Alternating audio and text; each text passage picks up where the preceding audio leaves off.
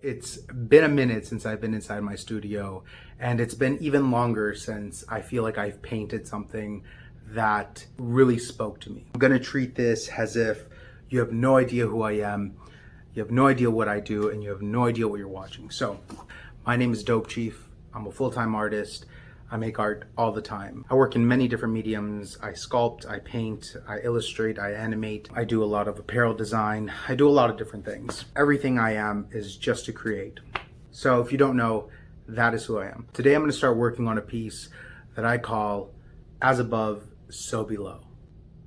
I want to give you a glimpse of the kind of art I create, the kind of work I make, and the style that I create in.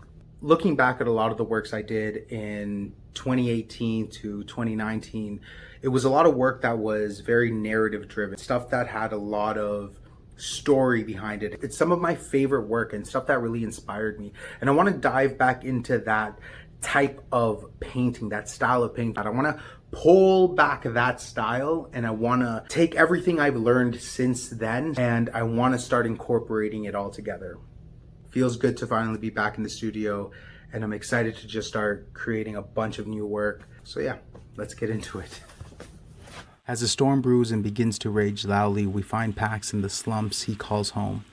Surrounded by filth and half-baked dreams, towers of uncasted ideas soar into the sky. Ideas never fully realized, fantasies he stashed as scribbled doodles on pieces of blank paper. This is his home.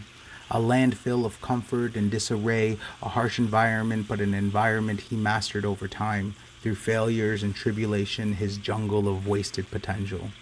No one survives. No one escapes these dreams which we never chased. But he's lived here his whole life. He's crafted tools and weapons which have allowed him to survive in such a harsh environment. He survived the lowest of the lows and lost everything, only to remain standing. From the surroundings which made him to the seed which he never planted, it is his creativity which keeps him alive, his weapon which allows him to thrive. And from the heavens on this stormy night the clouds open up, a hand reaches down with open palm, it gestures to Pax, a saving grace from this land of gloom and depression, an angel which brings warm light and a potential way out. But of course, he knows better. This hand looks familiar, and we knew this day would come. Above us in the clouds we find a familiar face in a state of panic and pain. Their fate seems sealed as the villain moves in for the kill. With sweet filling dripping from its mouth, its words are not to be trusted. With pockets filled with death flowers, it's best not to inhale its aroma. A giant that causes lightning when he stomps, his spit like venom, it cascades over the rolling clouds and down into a different reality. This is no saving grace for our current Pax who lives in a landfill of hurt and uncertainty. The hand from the sky comes from a different time, a time that doesn't yet exist, a place in the future where he faces new and unknown villains, dangers larger than ever before. He's outnumbered and lost. The clouds are like quicksand, soon he won't be able to stand.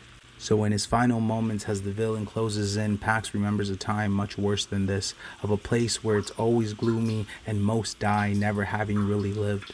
So through the quicksand like clouds, Pax reaches down below into a time he only knows as his past.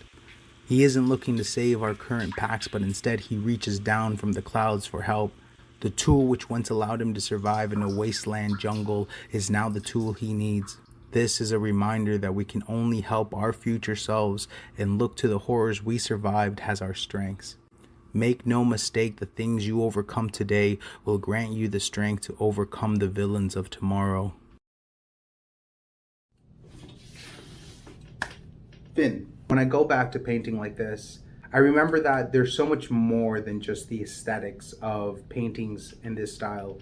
It comes with a narrative, it comes with a story that's incredibly ingrained into every aspect of the painting. What I love about painting like this is that there are two aspects in which I can dive really deep into. One of the aspects is the process of creation, the process in which why I do the things I do, why I layer a certain way, the composition, the characters, the foundation of the piece. And there's just as much discovery and depth in the actual concept of the piece, the story behind it, the narrative which drives the entire visual. So when I'm creating pieces like this, they come with lessons that the viewer is meant to learn from. The lesson in As Above, So Below for me, both my experiences and my creativity will be the thing which see me through to the next chapter in my life. It feels amazing to be able to come back into this style and really dive further into it. So I appreciate you. Thank you for coming along on this journey with me. And yeah, till the next one.